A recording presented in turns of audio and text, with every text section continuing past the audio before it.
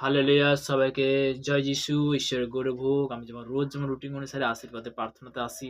আজকের প্রভু সুযোগ করে দিয়েছে। প্রভুকে অসংখ্য ধন্যবাদ করি। পিতা, পুত্র, পবিত্র আত্মা নামে। তো তেমনি আমরা প্রার্থনাতে যাব অবশ্যই।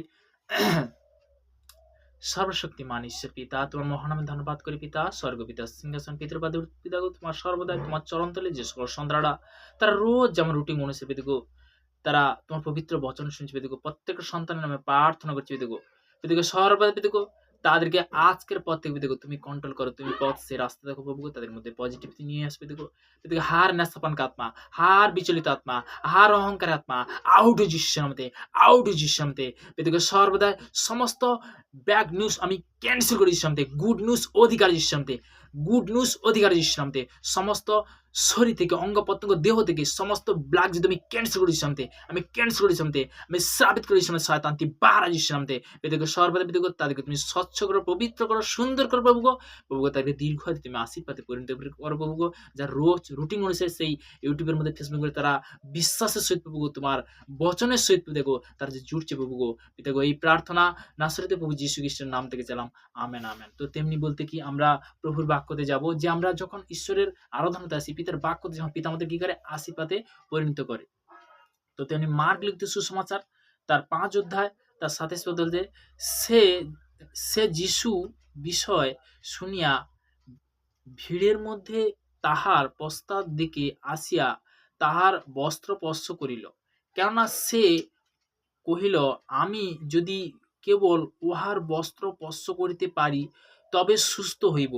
আর তৎক্ষণাৎ তাহার রক্তস্রাব শুকাইয়া গেল, আর আপনি যে এই রোগ হইতে মুক্ত হইয়াছে ইহা শরীরের টের পাইল। হালেলুয়া!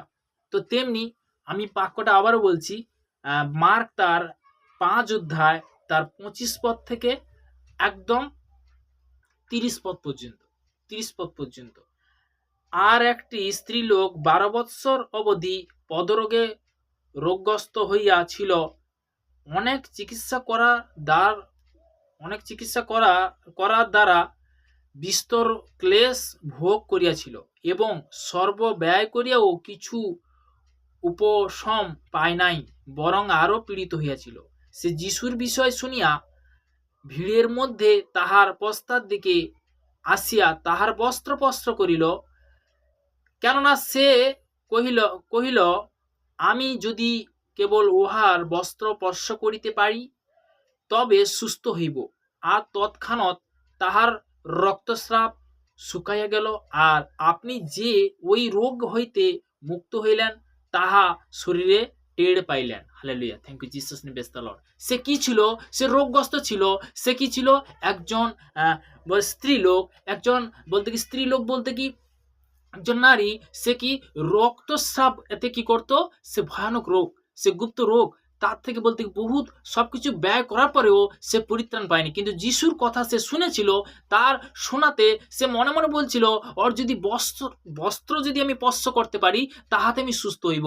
তাহাতে সে তার মনে মনে যেটা বলেছিল তার থেকে স্বয়ং ঈশ্বর কি করলো? তাহাতেই সুস্থ হলো। Hallelujah! Thank you Jesus name, praise the Lord. প্রভু স্তুতি হোক প্রত্যেকটা সন্তানকে, যারা জানে না, যারা জানতে পারছে তাদের জীবন প্রভু গো এবার বড় বড় তুমি গুড নিউজ তুমি নিয়ে আসবে যিশুর নামেতে। পেতে গো সর্বদা দেখো আজকের এই প্রার্থনা দেওয়ার জন্য পেতে গো তোমার একমাত্র পুত্র সেই মহান আমাদের রাজাদের রাজা প্রভু যীশু খ্রিস্টের নাম থেকে চাইলাম, আমেন আমেন। সবাইকে জয় যিশু।